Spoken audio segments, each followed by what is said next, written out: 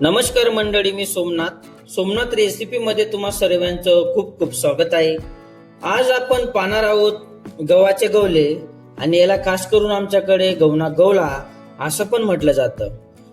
तुम्ही पाहू शकता सुरुवातीपासून तर एंडिंग पर्यंत गव्हाचे गवले कसे बनवायचे या ठिकाणी मी तुम्हाला पूर्ण रेसिपी मध्ये दाखवणार आहे. तर व्हिडिओ शेवटपर्यंत पहा. व्हिडिओला कीप न करता तुम्हाला पाहायचंय. चला मग आपण आता गवले बनवायला सुरुवात करणार आहोत.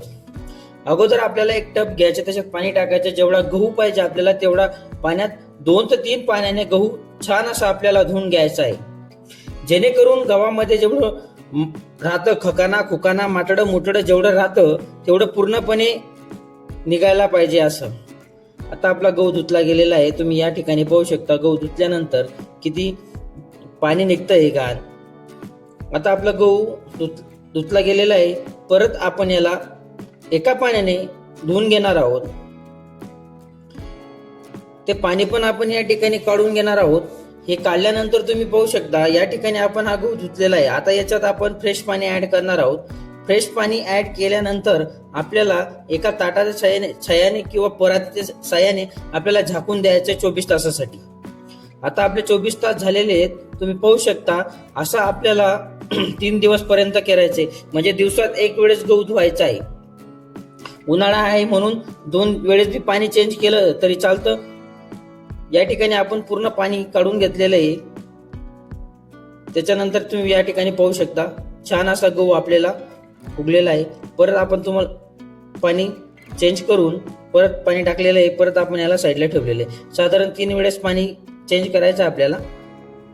आता तुम्ही पाहू शकता आपले 3 दिवस पूर्ण कंप्लीट झालेले आहे. त्याच्यानंतर तुम्ही पाहू शकता गहू असा छान असा उगलेला आहे, आणि हाताच्या साह्याने आपण दाबून पाहणार आहोत की छान असा दाबलेला जातोय.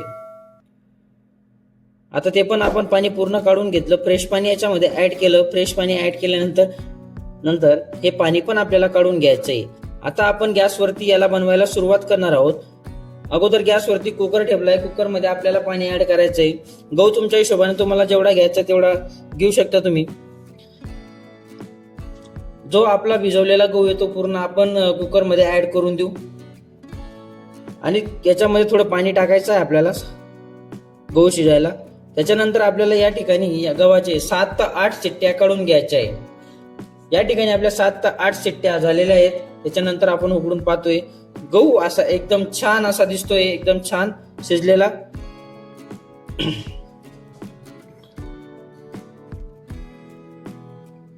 आता आपण याला पूर्ण मिक्स करून घेणार आहोत. मीठचा वापर केला नाही आपण. आता मीठ टाकणार आहोत याच्यात.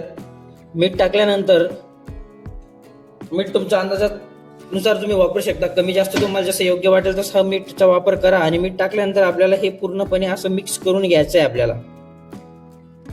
आता आपलं असं मिक्स करून झालं की याला थोडं थंडगार होऊ द्यायचं.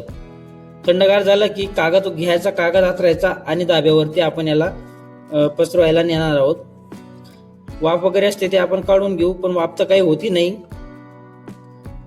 गहू आपण असा छान थोडस कोमट कोमट झालेला आहे, जेणेकरून गव्हाला आपण हात लावू शकतो.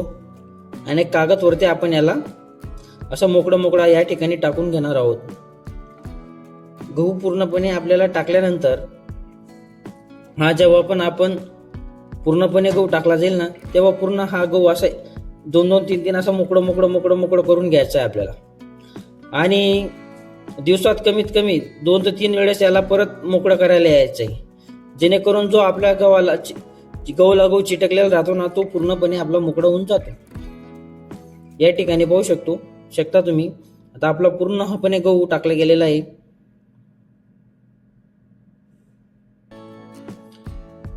त्याच्यानंतर हे तुम्हाला डायरेक्ट आता मी फायनलच दाखवतो.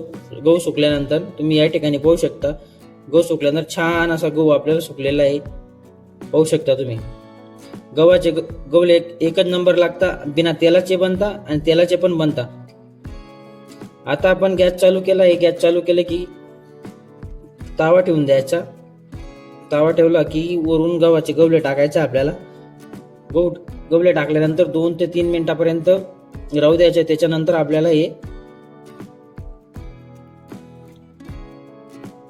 चालवायचं आहे. आता याला आपण छान असं मिक्स करून घेऊ आणि याच्यावरती पूर्णपणे भाजून घेऊ.